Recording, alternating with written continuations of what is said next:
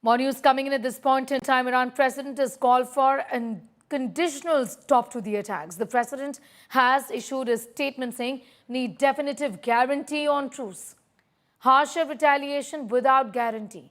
Unconditional stop to Israeli aggression is the only path to peace, says the Iranian President. Pezeshkian. Well, he's warned that the failure to do so would warrant a harsher response.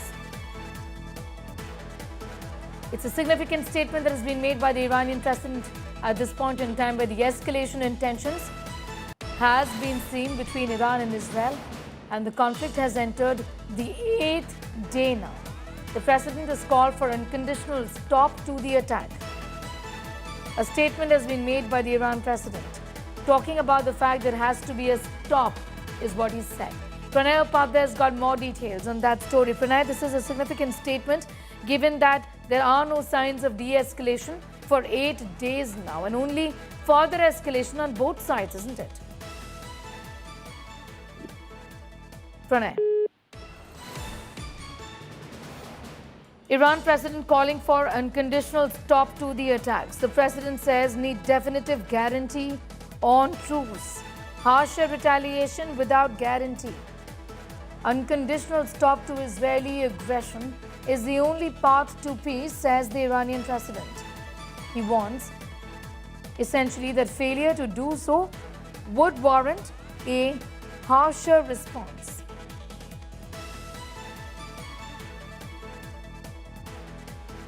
This comes at a time when both sides have not shown any signs of de-escalating the tensions. In fact, the tensions and the war in that sense has entered the 8th day today. Both sides, in fact, raining missiles at each other. The Iranian President has now said that there has to be unconditional ceasefire, and there has to be peace now, or else there will be a retaliation. There has to be an unconditional stop, is what he said. This comes at a time when the tensions have escalated between Iran and Israel. Both sides firing missiles at each other, including cluster bombs. Also raising questions on whether Israel's Iron Dome system is failing against Iran this time around. With tensions escalating and the American president keeping the world guessing on what next, we have a call for peace really, or unconditional stop to the attack from the president of Iran. The president says there has to be unconditional stop to the attacks that are taking place, or there would be harsher retaliation. The only way to end the war with Israel is to stop enemy aggression, is what he said. That's a significant statement coming in since there are no signs of de-escalation for days together now.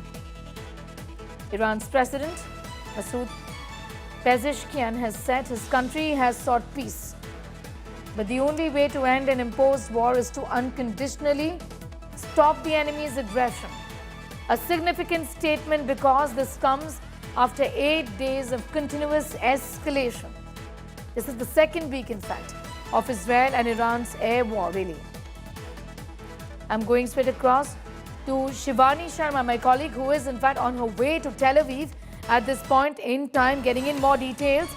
Shivani, an extremely significant statement, and also the fact that he says there has to be an unconditional stop. The Iranian president has said that we are seeking peace here.